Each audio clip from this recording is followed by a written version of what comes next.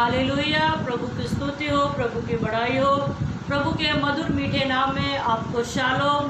प्रभु आपको आशीष दे, अनुग्रह दे कि आपने इस वक्त इस पेज के माध्यम से हमें ये परमेश्वर की सेवकाई करने का एक सुंदर सा अवसर दिया। मैं पास्टर डेविड सिंह जी को परमेश्वर के अनुग्रह में आशीषित करती हूँ कि उन्होंने इतना सुंदर समय अपने इस पेज पर यहोवा हमारी धार्मिकता इस पेज के माध्यम से हमें ये सुंदर सा अवसर दिया है। तो मैं सारी महिमा परमेश्वर को देती हूँ। आइए इस वक्त हम प्रार्थना करके परमेश्वर की अगुवाई को मांगेंगे ताकि हम प्रभु यीशु मसीह के मधुर मीठे नाम को अपने जीवन से महिमा करते हुए, उसकी आराधना करते हुए ऊंचा करें। आइए इस वक्त मेरे प्रिय भाई बहनों अपनी आंखों को बंद करें। उससे पहले मैं आप सभी से रिक्वेस्ट करती हूँ इस वीडियो को आप अधिक लोगों के बीच में शेयर कीजिए ताकि और लोग भी हमारे साथ में परमेश्वर की आराधना में शामिल हो सकें।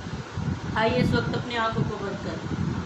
हालेलुया, धन्यवाद, स्तुति हो, महिमा हो, महिमा हो। धन्यवाद यीशु, धन्यवाद यीशु, धन्यवाद यीशु, धन्यवाद सर्वशक्तिमान जीवित अनुग्रहकारी दयालु परमेश्वर।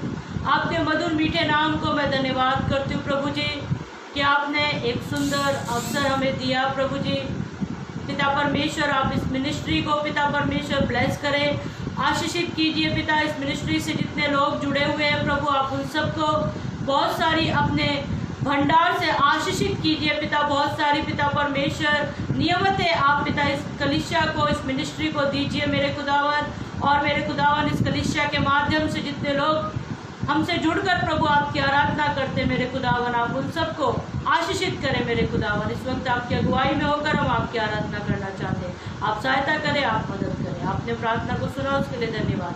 प्रार्थना यीशु के नाम से मांगते हैं, आमीन। आइए ये समय परमेश्वर को धन्यवाद देने का है। जो समय हम अपने खुदा के लिए रखते हैं, जो समय हम अपने खुदा को देते हैं वो सबसे उत्तम समय होता है। सबसे अच्छा समय वही है जो परमेश्वर को दिया जाता है। तो आइए ये समय हम परमेश्वर को देते हुए परमेश्वर की आराधना करेंगे और उसको धन्यवाद के बलिदान चढ़ाएंगे। धन्यवाद, स्तुति हो। धन्यवाद के साथ स्तुति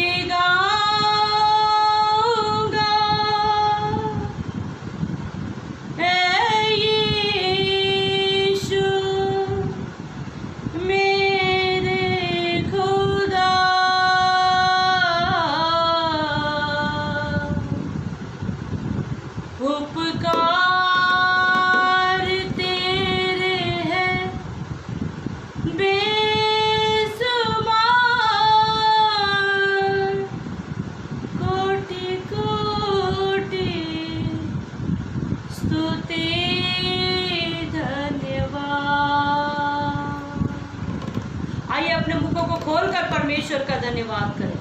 धन्यवाद के साथ स्तुति गाऊंगा, है यीशु मेरे खुदा। उपकार तेरे बेशुमार, कोटि कोटि स्तुति। धन्यवाद, धन्यवाद के साथ स्तुति गाऊंगा, है यीशु मेरे खुदा। उपकार तेरे बेशुमार, कोटि कोटि स्तुति। धन्यवाद, मेरे घर गाए। धन्यवाद के साथ स्तुति गाऊंगा, है यीशु मेरे खुदा। उपकार तेरे बेशुमार, कोटि कोटि स्तुति।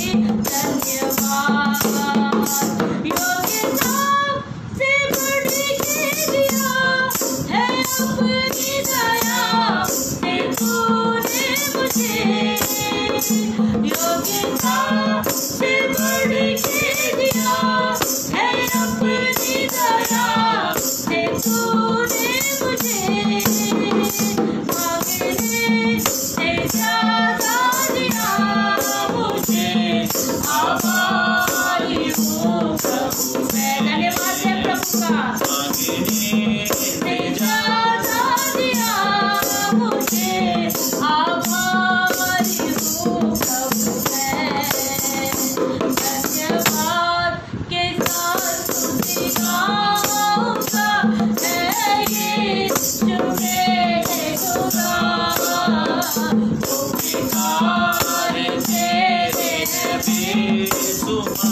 कोटि कोटि स्तुति धन्यवाद धन्यवाद के साथ स्तुति गाऊंगा ऐ यीशु मेरे खुदा उपकार तेरे बेशुमार कोटि कोटि स्तुति धन्यवाद कोटि कोटि स्तुति धन्यवाद तू है जो जिंदा खुदा है तुझ पर ही भरोसा मेरा तू है जो जिंदा खुदा है तुझ पर ही भरोसा मेरा सेवा पूरी करके पाऊं इनाम प्रभु ऐसा तो बलिदान सेवा पूरी करके पाऊं इनाम प्रभु ऐसा तो बलिदान धन्यवाद के साथ स्तुति गाऊंगा ऐ यीशु मेरे खुदा उपकार तेरे बेशुमार कोटि कोटि स्तुति धन्यवाद धन्यवाद के साथ स्तुति गाऊंगा ऐ यीशु मेरे खुदा उपकार तेरे बेशुमार कोटि कोटि स्तुति धन्यवाद कोटि कोटि स्तुति धन्यवाद कोटि कोटि स्तुति धन्यवाद धन्यवाद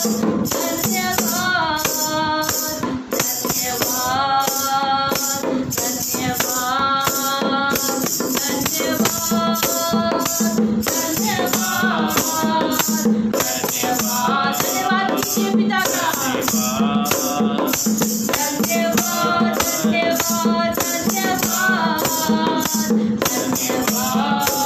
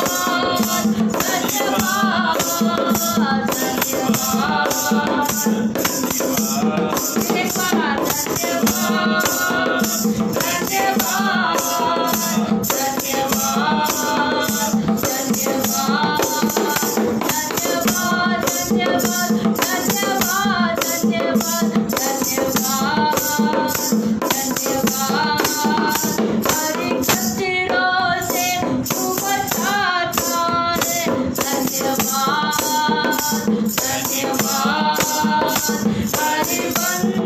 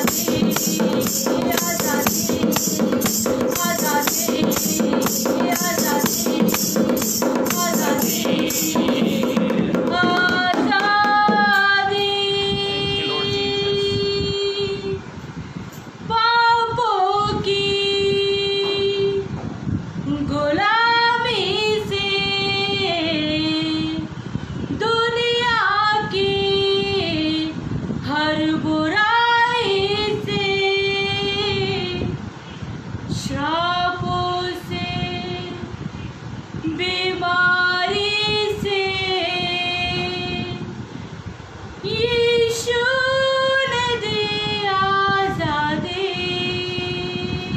आपकी बारी। आजादी आजादी। आइए इस वक्त हम अपनी स्थानों पर अपनी आंखों को बंद करेंगे, क्योंकि ये समय है कि हम परमेश्वर के कलाम को, परमेश्वर की वाणी को जब हम सुनने जा रहे हैं तो अपनी आंखों को इस वक्त बंद करें। धन्यवाद मेरे सर्वशक्तिमान परमेश्वर, आपको धन्यवाद करते मेरे खुदावन, आपकी उपस्थिति हमारे बीच में रही मेरे खुदावन। तेरा कलाम कहता है जहाँ मेरे नाम में 2 या 3 लोग इकट्ठे होते हैं मैं उनके बीच में मौजूद होता हूँ। अपने स्वर्गीय बादशाहत को छोड़कर इस वक्त आप हमारे बीच में, हम आपको धन्यवाद करते पिता। इस वक्त इस मिनिस्ट्री को विशेष आपके हाथों में सौंपते हैं। यदि कोई रोग में है, बीमारी में, समस्याओं में, कमी में, घटी में, प्रभु आत्मिक उन्नति को चाहता है, शारीरिक उन्नति को चाहता है पिता, तो मेरे खुदावन अपने स्वर्गीय भंडार से उनकी सारी आवश्यकताओं की पूर्ति कर पिता, और आत्मिक उन्नति में बढ़ाते जा प्रभु। इस वक्त तेरे कलाम को तेरे बच्चे सुनना चाहते हैं प्रभु, आत्मिक हृदय को खोल ताकि तेरा कलाम पिता इस हृदय में बसे। मेरे खुदावन दाऊद कहता है तेरे वचन को मैंने अपने हृदय में रख छोड़ा ताकि तेरे विरुद्ध पाप न करूं। हाँ मेरे खुदा, तेरा वचन हमें हियाव देता है ताकि हम गुनाह अपराध से बचे रहे। मेरे पिता, आपने प्रार्थना को सुन लिया, उसके लिए धन्यवाद। आगे को पिता परमेश्वर तेरी आत्मा के अनुसार तेरे दास को चला। प्रार्थना प्रभु यीशु मसीह के पवित्र मीठे नाम में मांगती हूँ, आमीन आमीन आमीन।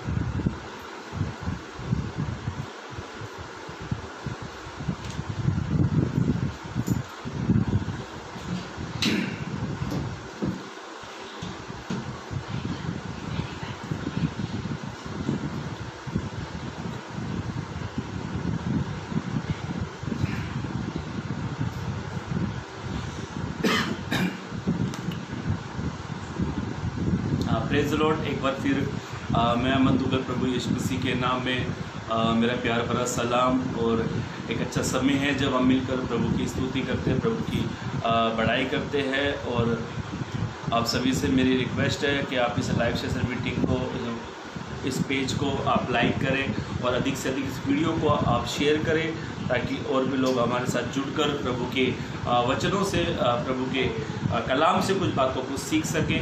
और मेरे पेज का नाम अमन दुगल है। यदि आप उस पेज पर हमारे साथ जुड़ना चाहते हैं तो मैं मंगलवार को, गुरुवार को, मैं सप्ताह में 2 बार मेरे पेज पर रहता हूँ, तो आप हमारे साथ जुड़ सकते हैं। इस वीडियो को आप अधिक से अधिक शेयर करें। और पास्टर डेविड एंथोनी जी को मैं दिल से धन्यवाद देता हूँ। और आज मेरे भी चर्च में फास्टिंग प्रेयर है, तो हम ज़्यादा समय मैं गवाऊंगा नहीं। मैं पास्टर जी को और इस पेज को, जितने मेरे भाई मेरी बहन इस पेज के साथ जुड़े हुए हैं, जो इस पेज को चलाते हैं, प्रभु आप सभी को बहुत बहुत आशीषित करें। और प्रभु आप तमाम बरकतों से प्रभु आपको ब्लेस करें। और पास्टर डेविड एंथोनी जी को दिल से धन्यवाद, जिन्होंने एक मौका मुझे दिया अपने पेज पर आकर परमेश्वर के वचन से कुछ बातों को मनन करें। आइए हम ज़्यादा समय ना गवाते हुए, ज़्यादा समय ना वेस्ट करते हुए हम डायरेक्ट अपने वचन की ओर जाएंगे। मेरे भाइयों, मेरी बहनों, मैंने कुछ मसीहों को, मैंने कुछ विश्वासियों को विश्वास से मुँह करते देखा। मैंने कुछ विश्वासियों को विश्वास से पीछे हटता हुआ देखा। और वे क्यों विश्वास से पीछे हटते हैं उनको खुद ही नहीं पता लगता, पर वो क्या कहते हैं कि चर्च में हमारी कोई इज्जत नहीं है, कोई सम्मान नहीं है, चर्च के लोग हमें प्यार नहीं करते। ऐसे ऐसे लोग कुछ बातों को कहते हैं। एक्चुअली ये सब पॉइंट नहीं है, पर ये बात सच है कि एक विश्वासी फटाक से चर्च को छोड़ देता है, फटाक से वो प्रभु को छोड़ देता है। क्यों वो छोड़ता है मालूम है?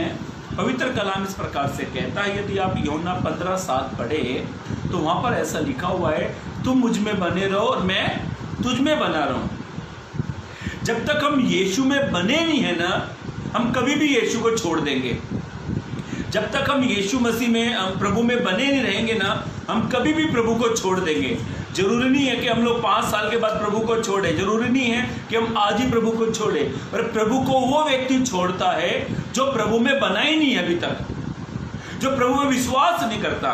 और ऐसा लिखा है यूहन्ना रचित सुसमाचार उसके 15 के 7 पद में, यीशु ने कहा, यदि तुम मुझ में बने रहो और मेरा वचन तुम में बना रहे। हम वचन को अपने अंदर बने रहने, वचन को अपने अंदर बने रहने दो। वचन कौन है? यीशु है। बाइबल में लिखा है, आदि में वचन था और वचन परमेश्वर के साथ था। वचन कौन था? परमेश्वर था।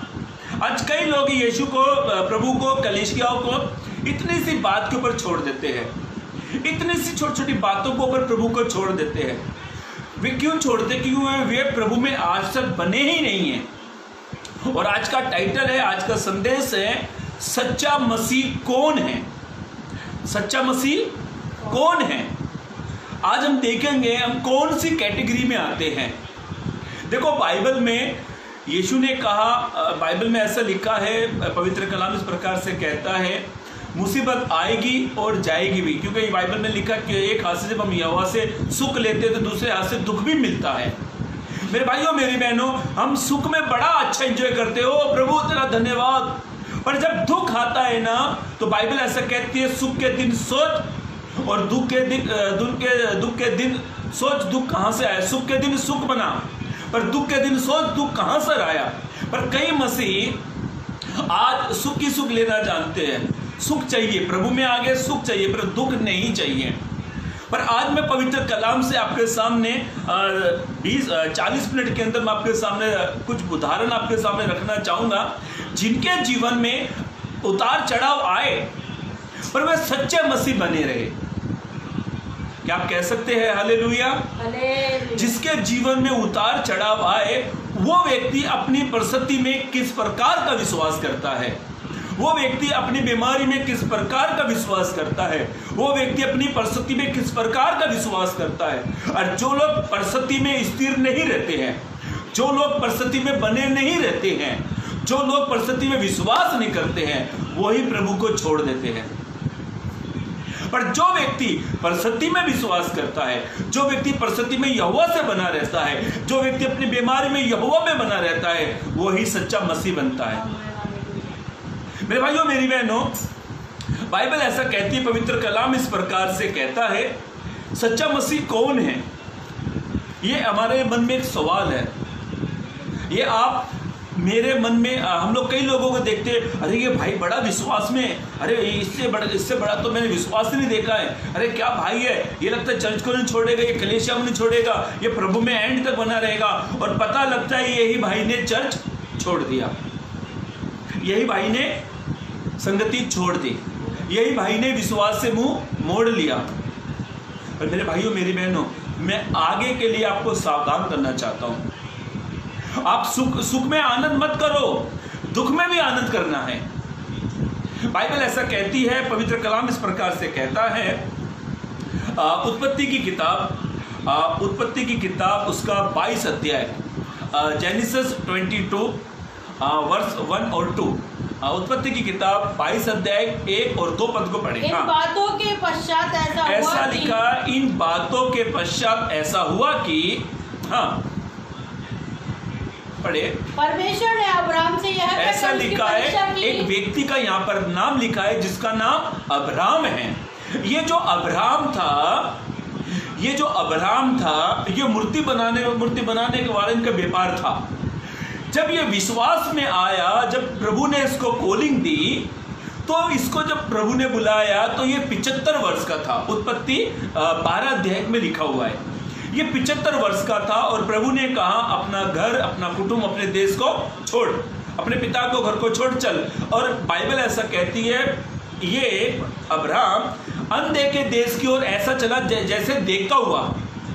बाइबल ऐसा कहती है, तो भी वो वहां से चला तो इसकी पत्नी और इसका भतीजा लूत भी साथ चले।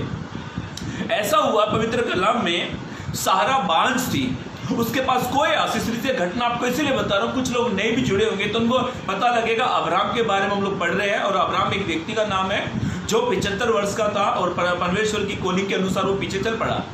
बाइबल ऐसा कहती है, परमेश्वर ने 9900 साल की उम्र में अब्राम को एक संतान दी। ऐसा लिखा है, आज का वैज्ञानिक, आज के डॉक्टर, साइंटिस्ट ऐसा कहते हैं, वैज्ञानिक ऐसा कहते हैं, डॉक्टर ऐसा कहते हैं, 100 साल की औरत के या 100 साल का व्यक्ति बच्चा पैदा नहीं कर सकता। ये उनकी डिग्री के हिसाब से है, वो उनकी जो डॉक्ट्रिन ने करी है वहां तक है। और मैं आपसे कहता हूं, जो विश्वास में बने रहते हैं, चाहे वो 100 हो चाहे 102 हो, प्रभु उनके जीवन में काम करता है। बाइबल ऐसा कहती है, अब्राहम विश्वास से चल पड़ा और परमेश्वर ने अब्राहम को एक संतान दी। संतान देने के बाद में एक और अब कई लोग के जीवन में कई सालों के बाद जब कोई आशीष हमें मिलती है या बच्चा हमें मिलता है, कुछ भी हो, तो उससे में क्या होता है, प्रीति होती है, प्यार होता है। अब्राहम को 24 साल के बाद संतान मिली, तो जाहिर सी बात है, सिंपल सी बात है, जब 24 साल के बाद जो बच्चा मिला तो उससे तो प्यार होएगा ही होएगा। तो बाइबल ऐसा कहती है। अब हम उत्पत्ति 22 अध्याय का पहला और दूसरा पद पढ़ते हैं। पढ़े अब। इन बातों के पश्चात ऐसा हुआ कि, ऐसा लिखा है मेरे भाइयों मेरी बहनों प्रभु के अभिषिक्तों, इन बातों के पश्चात ऐसा हुआ कि परमेश्वर ने अब्राहम से यह कहकर, परमेश्वर ने अब्राहम से ये कहकर, देखो परमेश्वर ने कहकर उसकी परीक्षा ली। हे अब्राहम, उसने कहा हे अब्राहम, उसने कहा देख मैं यहाँ हूँ। उसने कहा, परमेश्वर ने कहा देख मैं यहाँ पर हूँ। उसने कहा अपने पुत्र को, परमेश्वर ने अपने अब्राहम से कहा अपने बेटे को, अर्थात अपने एकलौते पुत्र इसहाक अपने को, एक लौते बेटे इसहाक को, जिससे तू प्रेम रखता है, ऐसा लिखा जिससे तू बहुत प्यार करता है, संग लेकर, उसे संग लेकर मोरिया देश में चला जा, मोरिया देश पर चला जा। अब इस ध्यान से सुनो, मोरिया देश एक स्थान था, एक पहाड़ी पर एक जगह थी जिसका नाम मोरिया स्थान करके एक जगह था। परमेश्वर ने कहा अपने बेटे इसहाक को लेकर चल। अभी सोचो मेरे भाइयों मेरी बहनों, कितनी अजीब बात है। अब्राहम को एक तो 24 साल के बाद बच्चा पैदा हुआ, 24-25 साल के बाद उसे बच्चा पैदा हुआ, और परमेश्वर कहता है तू अपने उसी लौते बेटे को जिससे वारिस चलने वाला है, जिससे हमारा नाम फैलने वाला है, परमेश्वर ने कहा यही बच्चे को तू मेरे लिए क्या कर, बलिदान चढ़ा। मेरे भाइयों मेरी बहनों, अब्राहम को 2 मिनट के लिए मैं साइड में रखूं और आप और मैं उस जगह पर होते ना, तो शायद हम अपने विश्वास से मुंह मोड़ लेते। मैं चैलेंज देता हूं, मैं गारंटी दे रहा हूं, अपने विश्वास से मुंह को मोड़ लेंगे। प्रभु ऐसी परीक्षा आप नहीं कह सकते। प्रभु अब्राहम ने सोचा भी नहीं, ये शैतान को, सब तो शैतान ने तो नहीं कहा है, या शैतान ने मन में तो डाल रहा है। बाइबल ऐसा कहती है और ऐसा लिखा है, सारा को तो पता भी नहीं था। रातों रात में ये प्लानिंग उठी, रातों रात में प्लानिंग हुई, और भोर को उठते ही सोचो अब्राहम के मन पर क्या बीती होगी, अब्राहम के मन पर क्या बीती होगी, वो क्या सोच रहा होगा, वो क्या परमेश्वर ने कहा था, जब परमेश्वर से कहा मैं तुझे संतान दूंगा, परमेश्वर अब्राहम ने सोचा कि परमेश्वर ने मुझे संतान तो दी, पर परमेश्वर ने इसी संतान को मुझसे मांगा है। और बाइबल ऐसा कहती है। अब इसका 6 और 7 पद पढ़ो। हाँ जल्दी पढ़ो। तब अब्राहम ने होम बलि की लकड़ी ले, ऐसा लिखा है उन दिनों में होम बलि के लिए लकड़ी वकड़ी चाकू छुरी सब लेकर चलते थे। आगे बढ़े। हाँ, होम बलि की लकड़ी को ले अपने पुत्र इसहाक, होम बलि की लकड़ी को लेकर अपने बेटा इसहाक को लेकर, और आग और छुरी को अपने हाथ में लिया, और अपने हाथ में लिया, और वे दोनों एक साथ चल पड़े। ऐसा लिखा है बाप और बेटा दोनों साथ में चल पड़े। इसहाक ने अपने पिता अभी ध्यान से सुनो, दूसरा पद आप याद रखना, दूसरे पद से मैं आपसे बात करने वाला हूँ। दूसरे पद में परमेश्वर ने कहा था तू अपने लौते बेटे को जिससे तू प्यार करता है उसे तू मेरे लिए बलिदान चढ़ा। ये किसने कहा है? परमेश्वर ने कहा है। 7 पद में इसहाक क्या कहता है? इसहाक ने अपने पिता अब्राहम से कहा हे मेरे पिता, उसने कहा पढ़े पुत्र, हे मेरे बेटे। हाँ, क्या बात है? उसने क्वेश्चन पूछा अब्राहम ने, क्या बात है? हाँ, उसने कहा देख आग और लकड़ी तो है। वो कहता आग और लकड़ी तो है, पर होम बलि के लिए, वो कहता पर होम बलि के लिए भेड़ कहाँ है? पर भेड़ कहाँ है? इसहाक को नहीं मालूम था कि भेड़ तो वो ही है। इसहाक को नहीं मालूम था बलिदान तो मेरा ही हो रहा है।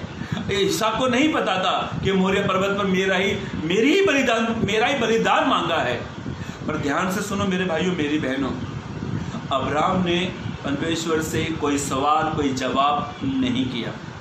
और मालूम है अब्राहम ने, बाइबल के जानकर कहते हैं अब्राहम ने तसल्ली के लिए अपने बेटे से क्या कहा था मालूम है?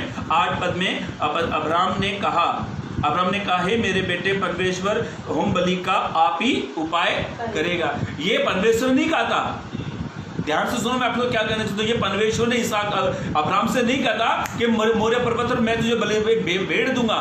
नहीं, ये इसहाक को तसल्ली देने के लिए अब्राहम ने कहा था। इसहाक को तसल्ली देने के लिए अब्राहम ने किया था। अब तसल्ली के लिए मैं आपको उदाहरण देता हूं। मान ले जाए आपका बच्चा है, कुछ बातों को जिद करे। आपका बच्चा बाजार में और आपके बेटे ने कुछ चीज देखी, कुछ खिलौना देखा, तो बच्चा क्या करे, डैडा यही चाहिए, डैडा यही चाहिए। तो पापा क्या करेंगे तसल्ली के लिए, बेटा मेरी पहली सैलरी मिलेगी तो मैं तब तेरे को लेके दूंगा। इस अब्राहम ने तसल्ली के लिए ये बात कही थी। पर ध्यान से सुनो मेरे भाइयों, मेरी बहनों, अब्राहम के मन पर क्या बीत रही थी बाइबल में तो नहीं लिखा, पर एक बात सोचने की है, जिस बेटा खुदा ने दिया और उसी बेटे को खुदा ने मांगा है, तो सोचो उस अब्राहम के मन पर क्या बीत रही थी। मेरे भाइयों, मेरी बहनों, कई बार हमारे जीवन में परीक्षा आती है, कई बार हमारे जीवन में विपत्ति आती तो है, कई बार हमारे जीवन में समस्या आती तो है। हम सोचते हैं कि प्रभु हमारे साथ है या नहीं है, हम सोचते हैं हमारी समस्या में परमेश्वर समाधान करेगा या नहीं करेगा। पर मैं आपसे एक बात कहना चाहता हूं, जो व्यक्ति परीक्षाओं में विश्वास में बना रहेगा, जो व्यक्ति अपनी परीक्षा में विश्वास में बना रहेगा और जो सच्चा विश्वास करता है, प्रभु उसी के जीवन में उपाय करेगा। बोलो हालेलुया। प्रभु उसी के जीवन में उपाय करेगा जो अपनी परीक्षाओं में विश्वास में बना रहता है। और कई लोग अपनी परीक्षाओं के समय, अपने टेस्ट के समय, जब परमेश्वर से कुछ परीक्षा लेता है, कई लोग अपने विश्वास से मुंह को मोड़ लेते हैं। कई लोग चर्च में नहीं आते, कई लोग संगति को छोड़ते हैं, कई लोग कलीसियाओं को छोड़ देते हैं। पर मैं आपसे कहना चाहता हूं, इसहाक को नहीं पता था कि उसी का ही बलिदान होएगा। अब्राहम को यह पता था कि परमेश्वर ने मेरे ही बेटे को मांगा है। और मैं आपसे कहता हूं मेरे भाइयों, मेरी बहनों, यदि आप चाहते कि प्रभु आपके जीवन में एक अद्भुत उपाय करे, हो सकता है आपने कई साल डॉक्टरों के पास अपने इलाज कराया होगा बीमारी को लेकर। जिन बहनों के पास संतान नहीं, हो सकता है कई बार उन्होंने डॉक्टरों के पास इलाज कराया होगा, 5 साल 6 साल 8 साल बीत गए होंगे। उनके मन में भी एक सवाल आता होगा, प्रभु कब मेरे जीवन में काम करेगा। और कई लोगों ने, सच बता रहा हूं, कई लोगों ने जिनको बच्चे की आशीष नहीं मिली ना, कई लोगों ने चर्च को ही छोड़ दिया। और चर्च को छोड़ा तो छोड़ा, साथ में प्रभु को भी छोड़ा। ये कौन छोड़ते हैं जो परीक्षाओं में विश्वास में नहीं बने रहते हैं? ये कौन चर्च को छोड़ते हैं जो परीक्षाओं में विश्वास में स्थिर नहीं रहते हैं? पर जो परीक्षा में और जो विश्वास में सच्चा विश्वास लेकर प्रभु में बने रहते हैं, प्रभु उनके ही जीवन में उपाय करता है। अब्राहम सच्चा विश्वास लेकर चल पड़ा, अब्राहम सच्चा विश्वास लेकर चल पड़ा। और बाइबल ऐसा कहती है, पवित्र कलाम इस प्रकार से कहता है, अब्राहम को यही पता था कि मेरे बेटे इसहाक का बलिदान होगा। मैं छोटी सी मैं मेरी ट्रस्ट मनी आपके सामने शेयर करना चाहता हूं, छोटे से शब्दों में। मेरी शादी 2011 में हुई। 2011 में मेरी शादी हुई और फरवरी के टाइम मेरी वाइफ प्रेग्नेंट हुई। जनवरी के टाइम, अगस्त में ही मेरी वाइफ प्रेग्नेंट हुई और हमको जनवरी या फरवरी में पता लगा कि मेरी वाइफ पेट से है। मेरी वाइफ के पेट में जो बच्चा था वो गर्भ में नहीं पल रहा था, वो ट्यूब में था। शादी के 2-3 महीने के बाद की घटना है। महिला को जो लेडीज होती है, जो बहनें होती है, उनकी गर्भ में ना राइट और लेफ्ट में 2 ट्यूब होती है, राइट और लेफ्ट में ट्यूब होती है। मेरा जो पहला बच्चा था वो ट्यूब में जाकर पल गया, ट्यूब में जाकर ठहर गया। और ट्यूब में ठहरने के बाद में, और मेरी वाइफ ने जब प्रेगनेंट से चेक किया तो वो पॉजिटिव पाया। वो पॉजिटिव पाने के बाद घर में एक बड़ी खुशी आई। ओ प्रभु के धन्यवाद, प्रभु एक संतान देने वाला। घर में बड़ा खुशी का माहौल हो गया। मैं भी बड़ा खुशी से था, तो मैं बाजार से जाकर नारियल पानी लाकर देता था वाइफ को। और एक ही नारियल पानी दिया, एक ही, दूसरा नहीं आया घर में, एक ही नारियल पानी में लेकर आया था। तो मेरी वाइफ को ब्लीडिंग चालू हो गया, उसको ब्लीडिंग चालू होने लगी। तो ब्लीडिंग बंद नहीं हो रही, बंद ना होने के कारण हम डॉक्टरों के पास गए। डॉक्टर ने बोला कि नाम है सोनोग्राफी निकालो। सोनोग्राफी निकालने के बाद में मेरी वाइफ की जब सोनोग्राफी की रिपोर्ट आई तो बच्चा ट्यूब में पल रहा था। बच्चा कहाँ पर था? टूप में था, वो सही स्थान में नहीं था, वो गर्म में नहीं था, वो टूप में था। और टूप डॉक्टर ने ऐसे करके मुझे बताया, बोले टूप ऐसी है और बच्चा यहाँ है, यदि बच्चा दिन प्रतिदिन बढ़ता जाएगा, ऐसे बढ़ता जाएगा तो टूप क्या हो जाएगी, ब्लास्ट हो जाएगी, फट जाएगी और आपकी जो गर्भ में सारा बॉडी का खून गर्भ में आपकी पत्नी के गर्भ में आ जाएगा और पत्नी की भी डेथ हो जाएगी। और हॉस्पिटल में हम लोग कर लेके गए। हॉस्पिटल में जाने के बाद में डॉक्टर ने मेरे सामने एक चुनाव रखा, पत्नी को बचाना है या ट्यूब को बचाना है। मैंने कहा पत्नी को ही बचाओ। पत्नी का ऑपरेशन हुआ, ऑपरेशन के बाद में वो ट्यूब निकाल कर फेंक दी। फेंकने के बाद में मेरी वाइफ का एक ही ट्यूब। उस दिन से लेके और 2015 तक मैंने 4-4.5 साल डॉक्टरों के पास इन्वेस्ट किया पैसा कि प्रभु एक संतान दे, प्रभु एक संतान दे। कई बार हम क्या करते हैं, अपने विश्वास को कमजोर कर कर अपनी समझ का सहारा लेते हैं। हमने डॉक्टरों के, मैंने बॉम्बे शहर में कई डॉक्टरों के पास इलाज कराया, जैसा डॉक्टर ने कहा वैसे ही किया, अपना टेस्ट कराया, नाना प्रकार की मेरे घर में फाइलें जमा हो गई, दवाई पे दवाई आने लगी। पर एक बात जहन में नहीं आई कि क्यों ना खुदा के सामने टिक जाए। और हमने जितना हो सका हमने उतना किया और पैसा पानी की तरह बहाया, पर कुछ हाथ नहीं लगा। और जैसे जैसे वाइफ का टेस्ट कराते डॉक्टर ने कहा इनके अंडे बनने की मात्रा बहुत कम होती जा रही है, ये तो कम से कम 50 साल की या 45 साल की औरत को ऐसा होता है, आप एक काम करें तो बेबी ट्यूब का सोचो। कई हमने प्लानिंग है सोची। पर एक दिन मैं, मेरी पत्नी ने, एक दिन हमने एक निर्णय लिया, हम प्रभु से प्रार्थना करेंगे। और हमने सारी दवाई, जिस दवाई पर हमको विश्वास था, जो डॉक्टर कहते थे ये गोली खाओ अंडे की मात्रा बढ़ेगी, ये गोली खाओ हार्मोन्स बढ़ेंगे, ये गोली खाओ ऐसा होगा, ये गोली खाओ ऐसा होगा, मानो कि हमारा पूरा विश्वास ही दवाइयों पर था। मेरी वाइफ ने और मैंने, हमने वो दवाई को फेंक कर हमने उपवास के साथ बैठ गए। हमने कहा प्रभु आप ही हमें संतान दोगे। और मैं आपसे एक बात कहना चाहता हूँ, जब हम प्रभु के सम्मुख बैठे तो एक अच्छा विश्वास लेकर बैठे।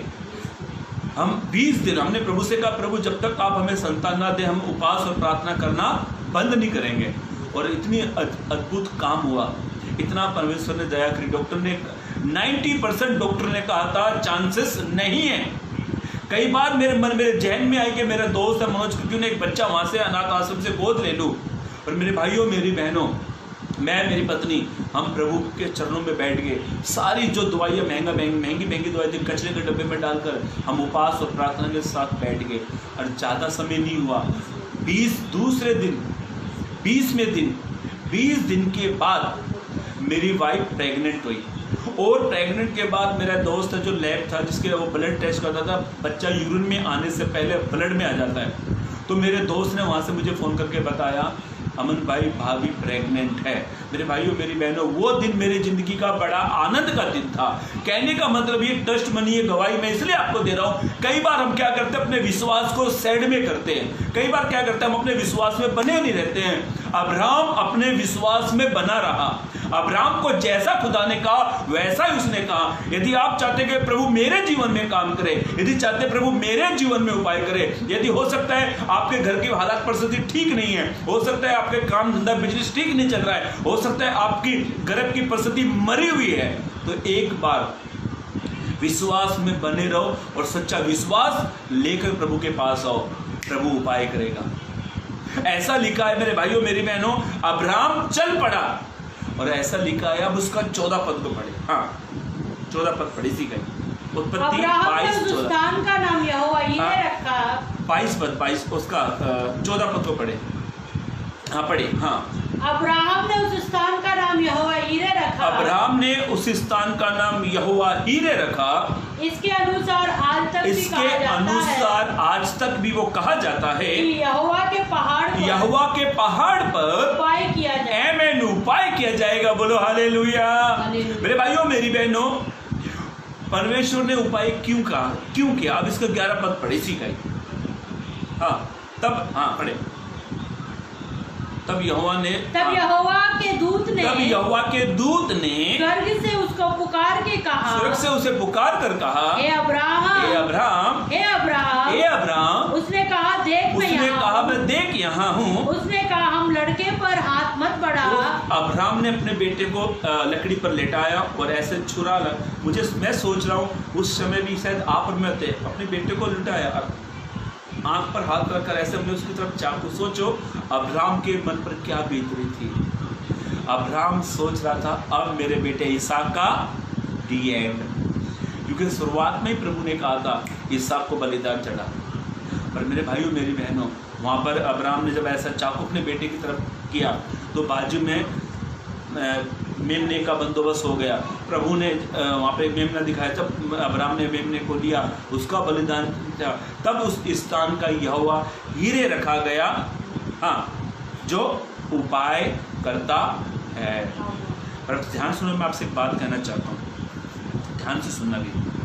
जो सच्चे विश्वास में बने रहते हैं, प्लीज़ जरा ध्यान से सुनना, जितने मुझे लाइव देख रहे हैं, एक बात आपसे कहता हूँ, जितने लोग मुझे देख रहे हैं, सुन रहे हैं, जो सच्चा विश्वास करते हैं और जो सच्चे विश्वास से चलते हैं, जो सच्चा विश्वास अपने हृदय में रखते हैं, प्रभु उनके जीवन में उपाय करता है। यदि आप चाहते हैं कि प्रभु आपके जीवन में उपाय करे, हो सकता है आपने कई वर्ष बीमारी में गुजार दिए, हो सकता है आपका पैसा डॉक्टरों के पास चला गया, हो सकता है आप तक अभी तक भले चंगे नहीं हैं, हो सकता है विश्वास करते हो तो एक सच्चा विश्वास करे, हर एक ही बात कहे, मैं कुछ नहीं कर सकता, मेरा यीशु सब कुछ कर सकता है। उससे कहे मेरा प्रभु सब कुछ कर सकता है। अब्राहम, इस घटना को आप बड़ी ध्यान से पढ़ लेना, कहीं भी ऐसा नहीं कहा प्रभु ने कि तू जा और जैसे तू इसहाक को मारेगा मैं तेरे लिए उपाय करूंगा, कहीं भी प्रभु ने नहीं कहा। मैं समझ चाहता हूँ, थोड़ा नेटवर्क का प्रॉब्लम आ रहा है, वाईफाई मेरा बंद हो गया, अभी डेटा चालू किया है। तो बाइबल ऐसा कहती है अब्राहम को कहीं भी नहीं पता था कि इसहाक को ही प्रभु ने मांग लिया है। और मैं आपसे कहना चाहता हूँ, जो सच्चा विश्वास करते हैं, जो सच्चा विश्वास लेकर चलते हैं, जो विश्वास से चलते हैं, हर एक ही कहते हैं मैं कुछ नहीं पर प्रभु सब कुछ कर सकता है। मेरे भाइयों मेरी बहनों, आप चाहते हैं कि प्रभु आपके जीवन में उपाय करे, आप चाहते हैं कि प्रभु आपकी कलेशिया में उपाय करे, आप चाहते हैं आपके पास संतान नहीं है, बच्चा नहीं है, आपकी गर्भ जैसी परिस्थिति में प्रभु आपके गर्भ को भी आपको संतान की आशीष दे, आप चाहते हैं कि प्रभु आपके जीवन में उपाय करे, तो मैं आपसे एक बात कहता हूं, सच्चा विश्वास प्रभु के सामने लेकर आओ।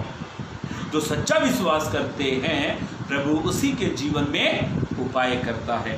मेरे भाइयों मेरी बहनों, दूसरी बात, पवित्र कलाम इस प्रकार से कहता है, दानियल की किताब में एक घटना घटी, दानियल की किताब में एक घटना घटी और ये घटना हमको 3 अध्याय में मिलती है। बेबीलोन में एक राजा हुआ, राजा नबूकदनेस्सर। उन दिनों में क्या होता था, राजाओं की मूर्तियां बनाई जाती थी, उसका कोई आसान सा बड़ प्रतिमा, क्या कुछ तो कहते हैं उसे, प्रतिमाएं बनवाई जाती थी, बड़ी बड़ी मूर्तियां बनाई जाती थी। और राजा ने एक मूर्ति बनाई, राजा का नाम है राजा नबूकदनेस्सर, और उसने एक मूर्ति बनाई। और मूर्ति बनाने के बाद में राजा का एक आदेश निकला, एक नोटिस उसने पास किया कि जो राजा की बनाई हुई मूर्ति के सामने नहीं झुकेगा उसे कहाँ पर डाल दिया जाएगा, आग की भट्टी में। देखो आग क्या करती है ना, आग के चपेट में जो आया है ना उसको जलाकर राख कर देती है। आग क्या करती है, जलाकर राख कर देती है। कभी आप घर में काम करते, कभी माचिस जलाई हो, अचानक हल्का सा माचिस का बारूद या अग्नि थोड़ी सी हाथ में लगे तो हम कैसे करते, हाँ जल गया, ऐसा क्या करते हैं, रिएक्ट करते हैं, ऐसा करते हैं। अब राजा ने एक मूर्ति बनाई और राजा ने कहा जैसे मूर्ति खड़ी होती है और जैसे ही तुरई फूकी जाएगी, जैसे नंगाड़ा बजाया जाएगा, तुरंत मूर्ति के सामने क्या किया जाएगा, झुका जाएगा। तीनों नौजवान, मुझे ऐसा लगता है आज के नौजवान से कहे, नौजवान होते हैं ना, तो मुझे ऐसा लगता है, मेरा मन ऐसा कहता है, वे तीनों नौजवान है ना 2 मिनट के लिए क्यों ना मूर्ति के सामने झुक जाए।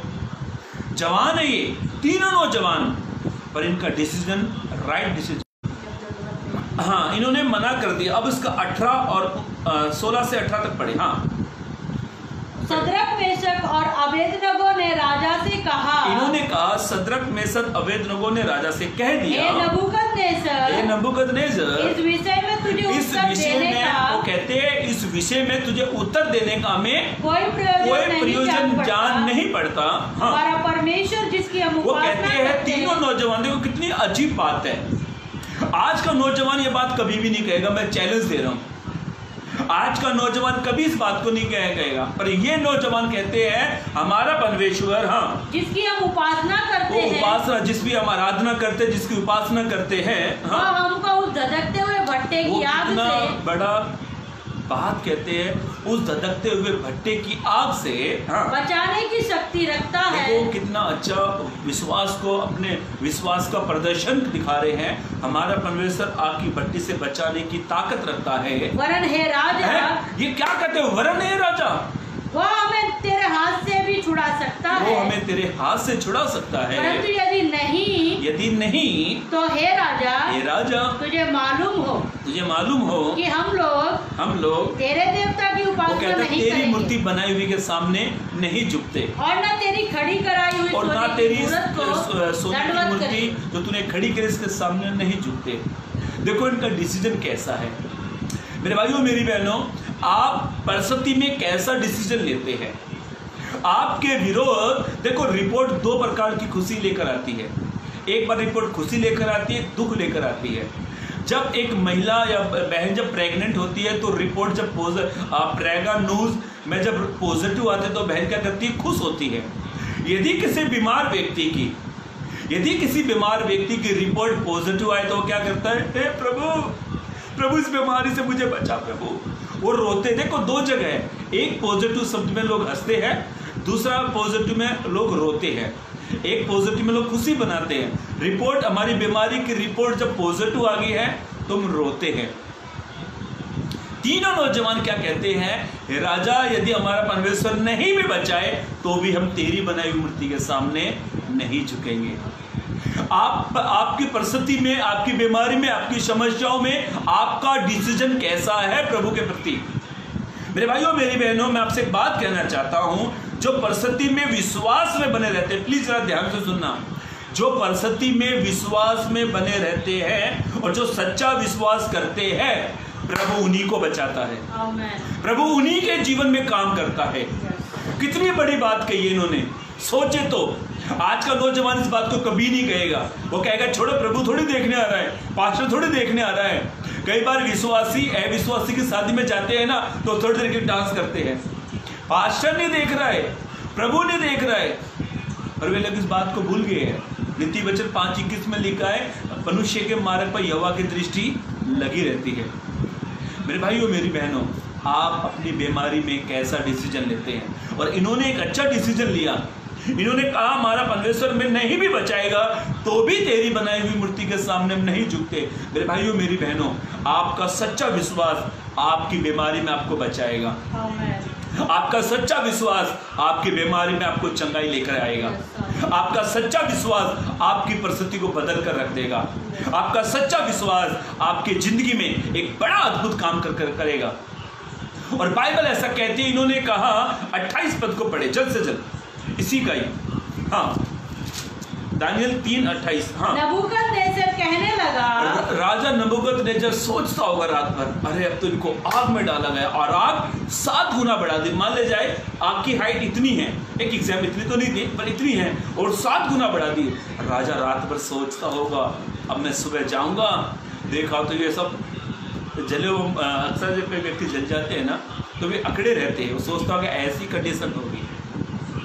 पर राजा जब गया, राजा ने देखकर कहा, पढ़े धन्यवाद। नबूकदनेस्सर कहने लगा, राजा नबूकदनेस्सर कहने लगा, धन्य है सद्रक मेशक, वो कहता है धन्य है सद्रक मेशक और अबेदनगो का परमेश्वर, जिसने अपना दूत भेजकर अपने इन दासों को इसलिए बचा लिया क्योंकि इन्होंने राजा की आज्ञा न मानकर मुझी पर भरोसा रखा, और यह सोचकर अपना शरीर भी अर्पण किया। अपना देखो, अर्पण का मतलब होता है समर्पित कर दिया, आपके प्रति समर्पित कर दिया। हाँ, कि हम अपने परमेश्वर को छोड़ किसी देवता की उपासना नहीं करेंगे, ना दंडवत करेंगे। अभी ध्यान से सुनो मेरे भाइयों मेरी बहनों, आप अपने विश्वास में बने रहें। हो सकता है आपके जीवन में कई उतार चढ़ाव आए हैं, पर बाइबल क्या कहती है, पवित्र कलाम इस प्रकार कहता है। आपको एक रेफरेंस दे देता हूं, पढ़ लेना। और ऐसा लिखा है इब्रानियों 10:38 में, मेरा धर्मी जन विश्वास से जीवित रहता है। बाइबल ऐसा कहती है। यदि आप भजन संहिता 91 उसका 10 पद पढ़े तो परमेश्वर कहता है, मैं अपने दूतों को तुम्हारे निमित्त आज्ञा दूंगा कि वे तुझे संभालेंगे, वे तुझे बचाएंगे। और बाइबल ऐसा कहती है, भजन संहिता 34:7 में ऐसा लिखा है, यहोवा के डरवैयों के चारों ओर उनका दूत छावनी किए उन्हें बचाता है, उनके साथ में रहता है, बचाता है। आप सच्चा विश्वास प्रभु को दिखाओ। और आज का टॉपिक, आज का विषय है सच्चा विश्वासी कौन है। अपनी परिस्थिति में आप कैसा विश्वास करते हो, आप अपनी परिस्थिति में अपने विश्वास का प्रदर्शन कैसा प्रकट करते हो। जो सच्चा विश्वास प्रभु के सामने लेकर आता है, प्रभु उन्हीं को बचाता है। मैं ये नहीं कहता जो विश्वास नहीं करते वे नहीं बचाए जाते। बाइबल साफ साफ कहती है, मेरा धर्मी जन विश्वास से जीवित रहता है। हमारा विश्वास हमें हमारी परिस्थिति में जीवित रखता है। मेरे भाइयों मेरी बहनों, तीसरी बात क्यों चलेंगे। पहली बात हमने देखी, सच्चा विश्वासी कौन है। जो सच्चा विश्वासी है, प्रभु उसके जीवन में उपाय करता है। अब्राहम ने विश्वास से चला और अब्राहम के जीवन में प्रभु ने उपाय करा। दूसरी बात, सच्चा विश्वासी कौन है। सच्चा विश्वासी कौन है। और सद्रक मेसद ने अपने विश्वास का प्रदर्शन दिखाया, प्रभु ने उनको बचाया। एक आखिरी बात पढ़कर हम समाप्त करेंगे। आइए मेरे साथ निकालेंगे अपने पवित्र कलाम को फटाक जल्द से जल्द, क्योंकि हमारे 7 बजे मुझे ख़त्म करना है। हमारे चर्च में फास्टिंग पीरियड चालू है। जल्दी निकाले अय्यूब की किताब उसका पहला अध्याय पहला पद को पढ़े। हाँ, अय्यूब की किताब पहला अध्याय पहला पद को पढ़े। हाँ। ऊज देश में ऐसा है, एक नगर था, ऊज देश में अय्यूब नाम एक व्यक्ति था, एक मनुष्य था, एक पुरुष था। अय्यूब नाम उसका एक था। पुरुष था। हाँ। वह खरा और सीधा था। ऐसा लिखा है, इसके बारे में 4 बातें यहाँ पे लिखी है। वो खरा, वो सीधा था। हाँ। और परमेश्वर का भय मानता। वो खरा था, भय मानता था, बुराई से दूर रहता था। ये उसके बारे में बताते आगे पढ़े। उसके 7 बेटे 3 बेटियां। ऐसा लिखा है मेरे भाइयों मेरी बहनों, वो बड़ा धनवान व्यक्ति था। अब बड़ा धनवान व्यक्ति का उसके पास सोना चांदी रुपया, बैंक बैलेंस, BMW, जैगवार, ऐसी बड़ी बड़ी गाड़ियां नहीं थी। पहले के टाइम पर जो जानवर रखते थे ना, वो सबसे बड़ा धन था। डैग बाइबल में, कई बाइबल के बुद्धिजीव कहते हैं कि अय्यूब की जो संपत्ति थी ना, बड़ी अधिक संपत्ति थी, बहुत संपत्ति थी अय्यूब की। इतनी सारी संपत्ति अय्यूब के पास में थी। इतनी सारी संपत्ति के बाद में भी वो खरा था, वो सीधा था और परमेश्वर का भय मानता था और बुराई से दूर रहता था। ये 4 गुण अय्यूब के अंदर थे। इतनी सारी प्रसिद्धि, इतनी सारी बरकत पाने के बाद भी वो बड़ा सच्चा सज्जन व्यक्ति था। हमारे पास यदि हमारे सोच से अधिक संपत्ति हो तो हमारे रहने का स्टाइल, बोलने का स्टाइल सब चेंज हो जाता है। हम क्या करते हैं, हमसे बड़ा धनवान कोई नहीं। पर बाइबल कहती है इसी व्यक्ति के जीवन में एक बड़ी समस्या है। देखो, समस्या, बीमारी या कोई भी समस्या आपको कॉल नहीं करेगी कि मैं आ रही हूँ। समस्या, तकलीफें, बीमारी कहकर नहीं आती है। मैंने कई विश्वासियों को इसलिए विश्वास से प्रभु को छोड़ते देखा। सुख के दिन बड़ा आनंद हो, हालेलुया, प्रभु तेरी महिमा हो, ये ऐसा लगता है इससे बड़ा विश्वासी कोई है नहीं। बाइबल कहती है सुख के दिन सुख मना और दुख के दिन सोच दुख क्यों आया। पर हम कैसे मसीह मालूम क्या कहते हैं, मिले तो प्रभु की महिमा हो, नहीं मिले तो कुछ भी नहीं। हम कहते हैं गाना ना, कुछ मिले या ना मिले प्रभु की स्तुति हो, वो बड़े और मैं घटूं प्रभु की स्तुति हो। देने के द्वारा प्रभु की स्तुति करता हूँ। जब प्रभु देता है वो हालेलुया, प्रभु नहीं देता तो प्रभु आप कंजूसी कर रहे हैं मेरे साथ। ध्यान से सुनो, इसी व्यक्ति के जीवन से मैं आपके सामने एक बात रखना चाहता हूँ, जिसका धन संपत्ति बेशुमार थी। ऐसा लिखा है अय्यूब की किताब, हम पढ़ रहे हैं, हमने पहला पद उसके बारे में पढ़ा, और अय्यूब की किताब आप 13 से घर पर पढ़ लेना, 13 से 22 तक आप पढ़ो, तो अय्यूब के जीवन में मुसीबतों के पहाड़ टूट पड़े, एक के बाद एक बच्चा मरता जा रहा है, सारे जानवर मर गए, सारे जानवर गए, सेवक संदेश पे संदेश लेकर आ रहा है, वो बात कह ही रहा था, एक और संदेश, वो बात एक बार खत्म नहीं हो पा रही, फिर एक और समस्या का संदेश। यदि हमारे साथ ही दुर्घटना घटे, यदि हमारा जो बिजनेस अच्छा खासा चल रहा है, बैंक बैलेंस सब कुछ ठीक ठाक है, घर परिवार सब कुछ ठीक ठाक है, यदि हमारे जीवन में ऐसी समस्या आ जाए ना, तो मैं आपसे दावा कहता हूँ, सच कहता हूँ, हम जल्द तुरंत प्रभु को छोड़ देंगे। और ऐसा लिखा है अय्यूब के 10 के 10 बच्चे मर गए, जानवर मर गए, और इतना होने के बाद भी अय्यूब ने अपनी जीभ से परमेश्वर के प्रति कुछ बुरा ना कुछ कहा, और उसकी पत्नी ने उससे बात कही, और यहाँ तक कि अय्यूब के शरीर में फोड़े ही फोड़े आ गए, अय्यूब के शरीर में बीमारी भी आ गई। उसकी पत्नी एक बात कहती है, पढ़े इसका 9 और 10 पद को पढ़े। हाँ, तब उसकी स्त्री उससे कहने लगी, क्या तू अब भी अपनी खराई पर विश्वास में बना? हाँ, परमेश्वर की निंदा कर। वो कहती है परमेश्वर की बुराई कर, जिस परमेश्वर ने तुझे दिया था उसने वापस ले लिया, तो उसकी बुराई कर। हाँ, और चाहे मर जाए तो मर जा। कितनी अच्छी पत्नी है ना, विश्वासियों की पत्नी भी ऐसे करती है। नौकरी नहीं लगी, काम नहीं मिला, चलो छोड़ो प्रभु को, जाओ अपने काम पर, नई नौकरी करेंगे। कितनी अच्छी पत्नी है। क्या कह रही है उसे? तो क्या अभी अपनी सच खराई पे बना? क्या तू अभी अपनी खराई पे बना? प्रभु की निंदा कर, प्रभु की बुराई कर, पत्नी उसको कहती है। पर अय्यूब ने ऐसा कुछ भी नहीं कर। अय्यूब क्या कहता है? पढ़े, जल्द से जल्द पढ़े। उसने उससे कहा, तू एक मूढ़ स्त्री अपनी पत्नी की बात नहीं सुनी। कई विश्वासियों की पत्नी को जब चर्च में आदर सम्मान नहीं मिलता ना, तो पति को कहती है चर्च में नहीं जाएंगे, ऐसा चर्च ढूंढो जहाँ पर हमको आदर मिले, जहाँ पे सम्मान मिले। भाई ऐसा चर्च हो तो मुझे भी जरूर बता देना। ऐसा चर्च हो जहाँ पर यीशु को भी सम्मान मिला होता है, ऐसा चर्च मुझे यीशु जिस था, नासरत के लोगों ने यीशु को नहीं ग्रहण किया। मेरे भाइयों, मेरी बहनों, आप अपनी परिस्थिति में क्या कर रहे हो? अय्यूब की पत्नी उस पर इल्जाम लगाती है, तू अब भी अपनी खराई से। अय्यूब कहता है, क्या परमेश्वर के हाथ से सुख लेना, क्या दुख लेना? सुख उसके हाथ से लेते, क्या सुख लेते, क्या दुख नहीं ले सकते? अब वो कहता है, मैं नंगा आया तो नंगा ही लौट जाऊंगा। जिसने लिया, जिसने दिया, उसका नाम धन्य है। वारे अच्छा विश्वासी है। पर उसकी पत्नी क्या कह रही है? हमारी नौकरी छूट जाए। कई पत्नी मैंने सच बता दूं, कोई पत्नी क्या कहती पति को, संडे भी काम पे जाओ जी। भाई क्या कह रहे हैं, आज तो संडे नहीं, मालिक का फोन आया था, आपको संडे को बुलाया है, ओवर टाइम मिलेगा, 500 की जगह 1000 रुपये ओवर टाइम, 500 एक्स्ट्रा। छोड़ो चर्च का क्या है, 10 मिनट प्रार्थना करो, जाओ काम पर। कुछ ऐसे भी करते हैं। और कुछ लोग तो संडे का महत्वपूर्ण समझते ही नहीं है। प्रभु को छोड़कर अपनी जो दुनिया बसाने की सोचते हैं, वो कभी सक्सेसफुल नहीं होते हैं। प्रभु में रहकर वो सब कुछ कर सकते हैं। अय्यूब बड़ा सच्चा खरा व्यक्ति था।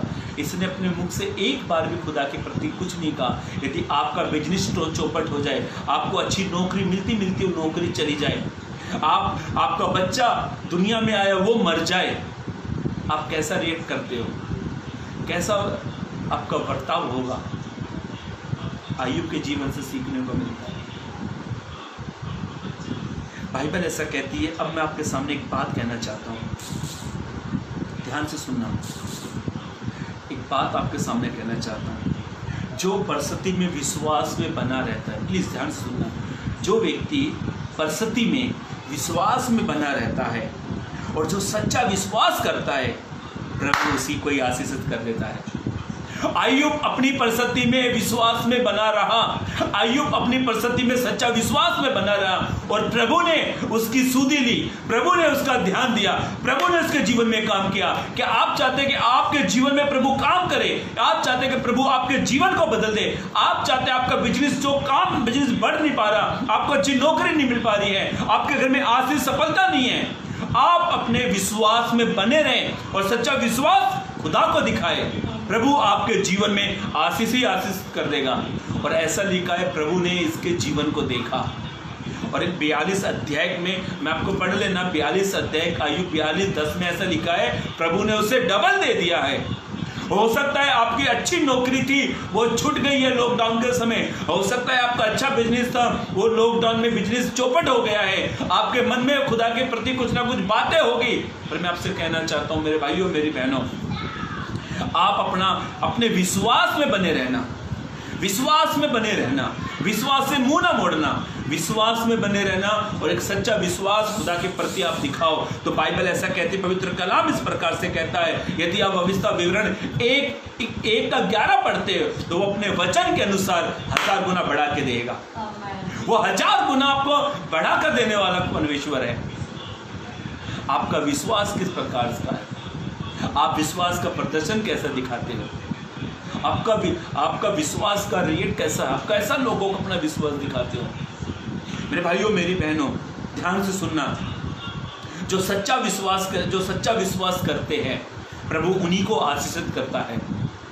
परिस्थिति में भी एक अच्छा विश्वास दिखाओ, परिस्थिति में विश्वास में बने रहो, विश्वास से मुंह मत मोड़ो, विश्वास से पीछे मत हटो, विश्वास से भागो मत, विश्वास में बने रहो और एक सच्चा विश्वास प्रभु के सामने दिखाओ। तो अब्राहम ने अपने विश्वास का अच्छा प्रदर्शन दिखाया, अय्यूब ने, उसने एक भी बार खुदा के विरुद्ध नहीं कही। पर मेरे भाइयों मेरी बहनों, हो सकता है आपने कई मुसीबतों का सामना किया होगा, हो सकता है आपके हालात परिस्थिति ठीक नहीं है। एक बार अपने विश्वास में बने रहना, कभी प्रभु से मुंह नहीं मोड़ना, कभी कलीसिया नहीं छोड़ना, कभी चर्च नहीं छोड़ना। आज का विश्वास को रिश्ता है ना, इतना सा है, मेरे नाखून में भी नहीं आता। आज के विश्वासी का विश्वास का रिश्ता इतना सा है, छोटी सी कुछ बात आई तुरंत यीशु को छोड़ते हैं, छोटी सी कुछ समस्या आई तुरंत विश्वास से मुंह मोड़ लेते हैं, छोटी सी कुछ प्रॉब्लम आई तुरंत चर्च छोड़ देते हैं। ये कौन छोड़ते मालूम है? जो विश्वास में बने नहीं रहते हैं। वो ये कौन छोड़ते हैं? जो सच्चा विश्वास नहीं रखते हैं।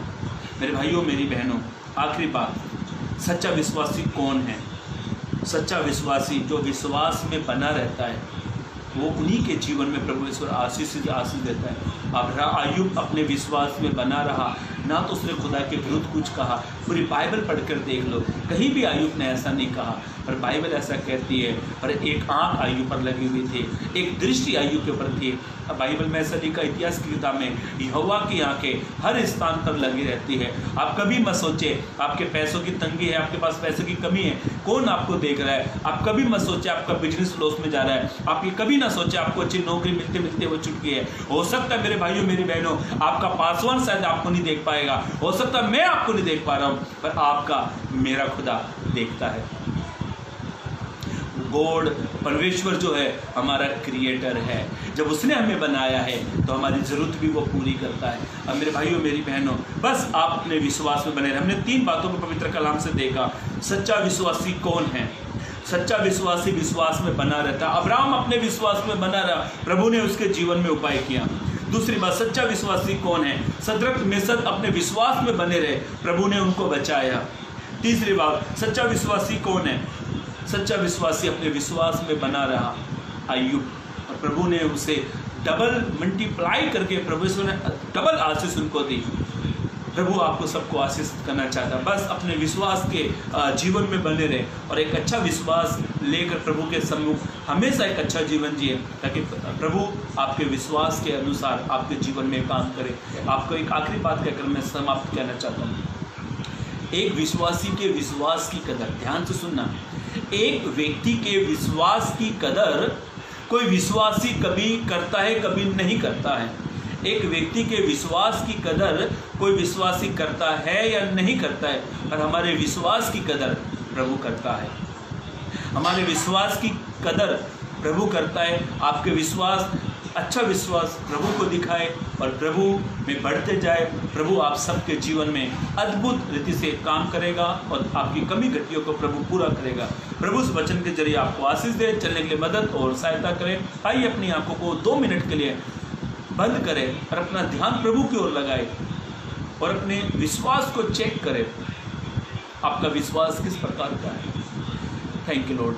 मेरे जीवित मान परमेश्वर पिता, एक बार फिर आपके पास में आते प्रभु, प्रार्थना करते मेरे खुदा, सच्चा विश्वासी कौन है प्रभु? हमने तेरे कलाम से देखा प्रभु, जो अपने परिस्थितियों में सच्चा विश्वास में वो बने रहे प्रभु। हे प्रभु, हमारे विश्वास में उन्नति हम करने पाए प्रभु। हमें एक अच्छा विश्वास का हृदय दे प्रभु, ताकि हम अपनी परिस्थितियों में भी तुझ में बने रहे प्रभु। जितने मेरे प्यारे बहन और भाई, हर एक जन जो मुझे देख रहे सुन रहे प्रभु, मेरी बहनों के, मेरे भाइयों के जीवन में आप काम करें प्रभु, इनके विश्वास में बढ़ती होने पाए प्रभु, ताकि प्रभु हम तेरी ओर निहारते रहे। तेरा वचन कहता प्रभु इब्रानियों की किताब में, अपने विश्वास के कर्ता यीशु मसीह की ओर ताकते रहो प्रभु। हम तेरी ओर निहारते प्रभु, हमारे विश्वास को बढ़ा, एक अच्छा विश्वास तेरे प्रति हम रखने पाए प्रभु।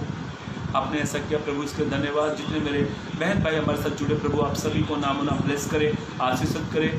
और पास्टर डेविड एंथनी को, उनकी कलीसिया को, उनके परिवार को, उनकी मिनिस्ट्री को प्रभु आप ब्लेस करते हैं, उसके धन्यवाद। आपसे थोड़ी देर बाद पिता, हमारी भी 3 दिन की फास्टिंग प्रार्थना प्रभु, तेरे बाहर से स्पीकर दास आने वाले प्रभु, सभा को भी आप ब्लेस करें। सारी बातों के लिए प्रभु मैं धन्यवाद देता हूँ। प्रार्थना यीशु के नाम से मांगते हैं, आमीन आमीन। आप सभी को praise Lord, God bless you.